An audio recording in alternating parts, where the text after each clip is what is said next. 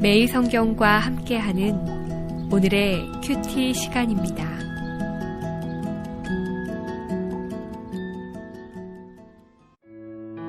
(7월 6일) 오늘의 말씀은 야고보서 3장 1절에서 12절입니다. 내 형제들아, 너희는 선생된 우리가 더 큰 심판을 받을 줄 알고 선생이 많이 되지 말라. 우리가 다 실수가 많으니 만일 말에 실수가 없는 자라면 곧 온전한 사람이라. 능히 온 몸도 굴레 씌우리라. 우리가 말들의 입에 재갈 물리는 것은 우리에게 순종하게 하려고 그 온 몸을 제어하는 것이라. 또 배를 보라. 그렇게 크고 광풍에 밀려가는 것들을 지극히 작은 키로서 사공의 뜻대로 운행하나니 이와 같이 혀도 작은 지체로 돼 큰 것을 자랑하도다. 보라, 얼마나 작은 불이 얼마나 많은 나무를 태우는가. 혀는 곧 불이요, 불이의 세계라. 혀는 우리 지체 중에서 온 몸을 더럽히고 삶의 수레바퀴를 불사르나니 그 사르는 것이 지옥불에서 나느니라. 여러 종류의 짐승과 새와 벌레와 바다의 생물은 다 사람이 길들일 수 있고 길들여 왔거니와 혀는 능히 길들일 사람이 없나니 쉬지 아니하는 악이요 죽이는 독이 가득한 것이라. 이것으로 우리가 주 아버지를 찬송하고 또 이것으로 하나님의 형상대로 지음을 받은 사람을 저주하나니 한 입에서 찬송과 저주가 나오는도다. 내 형제들아, 이것이 마땅하지 아니하니라. 샘이 한 구멍으로 어찌 단 물과 쓴 물을 내겠느냐. 내 형제들아, 어찌 무화과 나무가 감람 열매를, 포도나무가 무화과를 맺겠느냐. 이와 같이 짠물이 단물을 내지 못하느니라.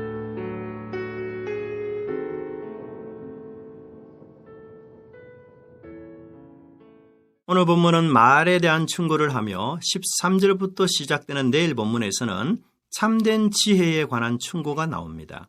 하지만 참된 지혜도 대부분 말과 관련된 것입니다.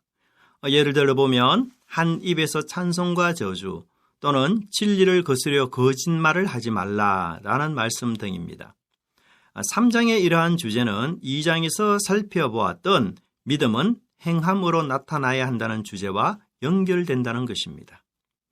믿음의 행함이라는 것은 어제 살핀 것처럼 구제와 돌봄이라는 노력과 헌신으로 나타나기도 하지만 또한 말과 관련되어 나타나기도 합니다. 특히 저자는 1절과 2절에서 선생과 관련하여 말에 대한 주제를 언급합니다. 아마도 야고보서 신을 받아보는 가정교회에서는 말을 함부로 하면서 선생이 되려는 사람들 때문에 문제가 발생했던 것 같습니다. 사실 교회 내에서 가장 큰 권위는 가르치는 일에서 나오는 것이 아닙니까? 그래서 적지 않는 많은 사람들이 단지 말을 잘한다는 이유 때문에 선생이나 지도자가 되려는 일들이 일어난 것으로 보입니다. 이런 문제에 대해서 야고보는 선생이 가져야 할 바른 자세를 말과 관련하여 설명하고 있는 것입니다. 우선 저자는 선생된 우리라는 표현을 통해서 선생이라는 지위가 야고보처럼 권위를 가진 것을 암시합니다. 또한 선생의 역할을 잘못했을 때 단지 꾸지람 정도가 아니라 더 큰 심판을 받을 것을 경고하고 있습니다. 사실 교회에서는 언제나 지도자, 교사, 선생이 필요합니다. 또한 예수님의 제자도 정신에 의하면 배운 바를 가르치는 선생의 역할은 제자에 포함된 것이라고 해도 과언이 아닐 것입니다. 그렇기 때문에 지도자, 장로 등의 사람들을 교회에서 배나 더 존중해야 한다는 말도 하기도 합니다. 하지만 선생의 역할을 잘못 감당했을 때에는 더 큰 심판을 받는다는 것도 기억해야 할 것입니다. 지도자로서 존경과 명예를 받지만 동시에 더 큰 책임이 따른다는 것이죠. 그러므로 선생에게 부과된 막중한 책임을 의식하는 자들만이 이 직무를 잘 감당할 수 있을 것입니다. 또한 가르치는 자는 말을 많이 하기 마련이며 말로 봉사하는 자이기 때문에 말의 실수는 피할 수가 없습니다. 그래서 선생이 되는 일에는 신중함이 필요한 것입니다. 말은 그 사람의 인격과 감정에서 나오기 때문에 불완전한 인격과 감정을 가진 인간에게 완전한 말을 기대하기란 거의 불가능에 가깝습니다. 그래서 야고보도 2절에서 자신도 말에 실수가 많은 자 중 한 사람이라는 것을 우리가 라는 단어를 통하여 표현하고 있습니다.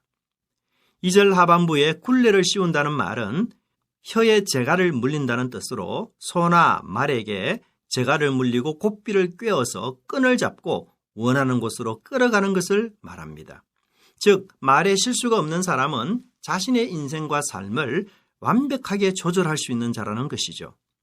결국 말에 실수하지 않는 것이 불가능하고 자신을 완전히 조절할 수 있는 사람은 없기 때문에 선뜻 선생이 되려고 나서지 말라는 충고인 것입니다. 교회의 수준과 질을 결정하는 것은 지도자들이며 교사들이며 선생들입니다. 지도자들 스스로가 말씀을 통하여 자기 점검을 지속적으로 하며 배우기를 힘쓰며 자기 중심적인 말에서 벗어날 때 공동체는 주님의 뜻 가운데서 든든히 서게 될 것입니다. 3절부터 야고보는 두 가지 예를 들어서 말의 강력한 영향력을 설명하고 있습니다. 저자는 지극히 작은 것으로서 큰 것을 어떻게 조절할 수 있는지를 설명하면서 혀도 그와 같은 것임을 강조하고 있습니다. 5절에서 혀는 말의 고삐나 재갈보다도 작으며 배의 키보다도 훨씬 더 작지만 그 모든 것들을 조절할 수 있다고 합니다. 특히 혀는 자기 자랑에 중독이 되어서 아주 큰 것을 자랑합니다. 없는 것을 있는 것처럼, 있는 것도 없는 것처럼 꾸며내는 것이 혀의 기능입니다. 손으로는 한 사람도 죽이기 어렵지만 혀로는, 말로는 수많은 사람들을 쉽게 죽일 수 있습니다. 또한 혀는 마치 작은 불씨가 온 산을 불태우는 것과 같은 엄청난 피해를 줄 수도 있습니다. 이러한 말의 파괴성은 온 몸을 더럽히고 삶의 바퀴를 불태운다라고 말하고 있습니다. EBS 지식 채널에 욕의 반격이라는 내용을 본 적이 있습니다. 실험자들에게 여러 가지 단어를 듣게 하고 들은 단어를 쓰는 것이었는데 그 단어 중에 욕이 나왔을 때에 실험자들은 집중력이 저하되고 앞에 나왔던 단어를 잘 기억하지 못했다고 합니다. 다른 단어보다도 4배나 강하게 기억되며 분노, 공포 등을 느끼게 하는 감정의 뇌를 아주 강하게 자극하여 이성의 뇌의 활동을 막는 것이 욕의 실체라고 하고 있습니다. 그리하여서 감정의 뇌가 지배하게 되면 뇌는 상처를 받고 갈색 계통의 분노의 침전물을 생성하는데 이 침전물을 실험쥐에게 주사한 결과 쥐는 곧 죽었다고 합니다. 행동으로 옮기지 못하는 불의와 악도 말로 얼마든지 표현될 수 있습니다.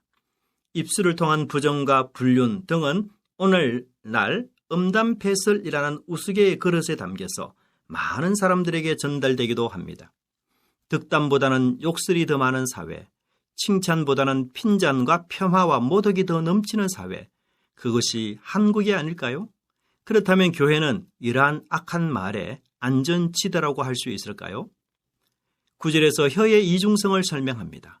하나님을 향하여 열정적으로 찬양한 입술이 한편으로는 형제를 저주하고 쓴 말을 합니다.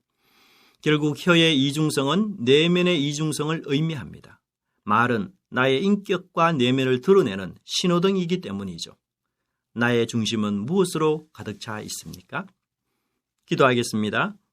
주님께서 저희들에게 주신 지도자의 책임이 결코 쉽지 않다는 것을 잘 기억하게 하옵소서. 특히 말로서 지도하고 가르칠 때에 잘 제어하여서 균형 잡힌 언어를 구사할 수 있도록 도와주시옵소서. 또한 이중적인 마음, 감정의 격한 마음 등이 있을 때에 저희 입술에 파수꾼을 두셔서 해야 할 말만 하는 신중한 주의 백성들이 되게 하옵소서. 예수님의 이름으로 기도드리옵나이다. 아멘.